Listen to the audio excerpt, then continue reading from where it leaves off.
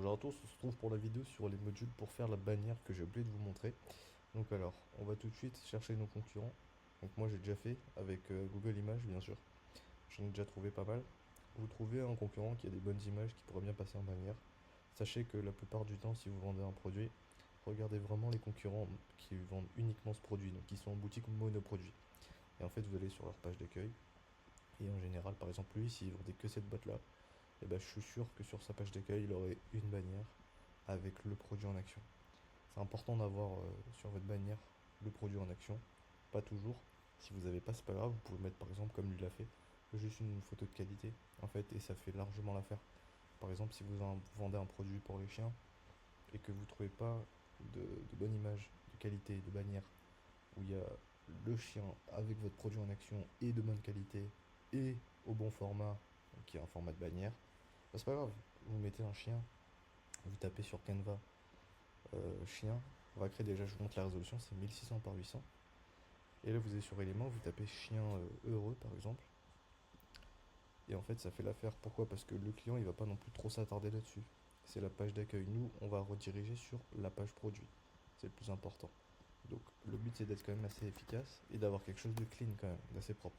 Vous tapez chien, vous allez dans photo. Et là, par exemple, vous pouvez prendre ça. Moi, celle-là, je l'ai pris tellement de fois sur mes shops pour les chiens. Vous faites ça, hop. Et après, vous pouvez même réduire l'opacité pour que ça passe un peu mieux. Vous avez comme ça dans Edit, Adjust.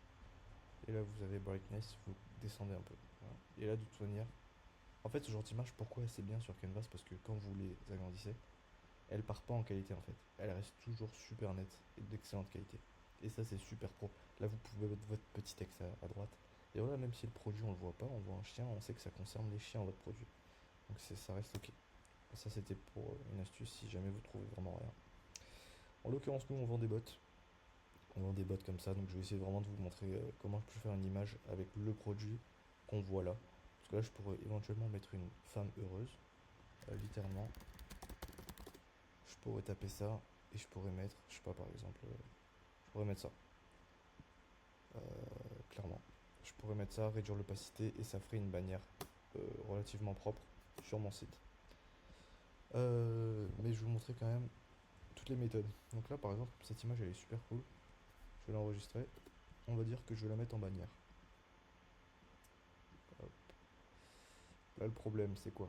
C'est que cette image, c'est pas une image Canva. C'est-à-dire que si je l'agrandis jusqu'à à fond, ça va se pixeler, enfin, ça va être de plus en plus flou. C'est pas bon, c'est pas ça qu'on veut. Donc là, ce que je fais, c'est que je vais la mettre juste ici. Là, ça reste relativement de bonne qualité. Donc là, par contre, on voit qu'il y a un espace à droite. Comment faire? Je clique dessus, je suis sur Edit. On va combler l'espace en fait. Et là, je vais cliquer sur Magic Expand. Je vais cliquer sur Wall Page et Expand.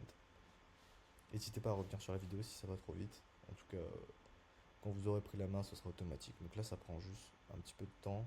Je mets sur pause et je vous reprends dès que c'est fini. Ok, alors du coup là, il m'a fait des résultats. Donc là, comme vous voyez, il y a deux bots. Moi, je n'en veux qu'une. En fait, je vais prendre une image où je vais le moins galérer à enlever la deuxième botte. Par exemple, celle-là, et qui fait un peu réaliste quand même. Par exemple, celle-là, je clique dessus. Ou même celle-là, je trouve qu'elle est un peu mieux. Ouais. Euh, ouais, je préfère celle-là. Donc on va prendre celle-là. Si jamais ça vous plaît pas, vous cliquez sur générer des nouveaux résultats. Il va vous en générer d'autres. On clique ensuite sur Done. Et là, vous voyez, hop, là c'est normal si c'est flou. Et voilà, là c'est déflouté.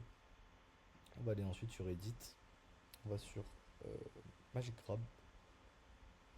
Et on va cliquer sur l'option du clic. Et là, on va cliquer sur la partie qu'on va enlever. En l'occurrence, celle-là. On clique sur Grab. Voilà, ça prend en général un petit peu de temps. Ah voilà, c'est bon, super. Et là, vous voyez, ça me l'a enlevé. Hop, je peux l'enlever. Et voilà, j'ai ma bannière. Alors là, ce que je vais en faire, en fait, c'est... je peux réduire directement l'opacité. Adjust. Brightness. Et en fait, là, quand vous allez mettre sur votre thème euh, cette image, déjà, on peut réduire aussi l'opacité directement sur le thème, hein. Là, je vous le montre quand même sur Canva, comme ça, vous savez. Mais faites-le sur le thème, c'est plus simple. Une fois que vous êtes là, en fait, c'est pas compliqué. Vous aurez un texte ici. J'écris n'importe quoi, hein. Voilà, vous aurez votre titre. Et là, vous aurez hop, votre texte.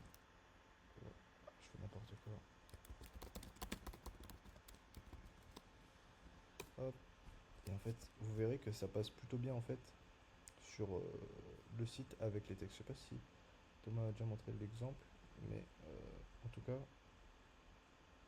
ça passe plutôt bien si vous... Attendez, je vais vous montrer directement. Voilà, par exemple, vous avez ce texte-là. Là, vous voyez sur mon image, quand je vais la mettre sur mon site, là, je peux le mettre le texte là à droite, et comme ça, on verra mes potes à gauche. Et j'aurai quelque chose de relativement propre. Et c'est pas grave si le fond il est pas exactement super réaliste. De toute façon, il y aura le texte qui cache. Le client il va surtout regarder les bots. Et voilà. Donc ça, c'était la petite astuce pour la bannière. Après, je vous dis quand même, vous avez Photoroom. C'est globalement la même chose que Canva, mais en beaucoup mieux en termes d'intelligence artificielle. Par exemple, voilà. Vous avez, je sais pas, ce produit-là. C'est payant hein, par contre, c'est 12 € par mois. Donc ça, si vraiment vous voulez faire vraiment des visuels de bonne qualité, là en fait vous pouvez cliquer sur arrière-plan, fond IA, et il va vous générer vraiment des trucs incroyables quoi. Voilà, là je peux taper, attendez je vous montre rapidement un petit peu la puissance de l'outil. Je peux mettre, je sais pas, un comptoir en bois clair. Ouais bon voilà c'est payant. Moi j'ai enlevé mon abonnement, mais en vrai si vous voulez investir pour faire encore des plus beaux visuels, vous avez ici, vous faites générer un fond avec une IA.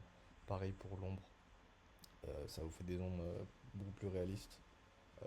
Bien que celles de Canva sont largement suffisantes pour chiffrer, vous n'avez pas besoin non plus d'aller dans ce niveau de branding aussi poussé, sachant que surtout si vous débutez, ça sert à rien, clairement. Rester là-dessus, c'est largement suffisant, ça fait l'affaire. Vous prenez soit des images Canva, soit vous prenez une image et vous les tirez comme je viens de le faire. Enfin voilà, c'était pour du coup les bannières.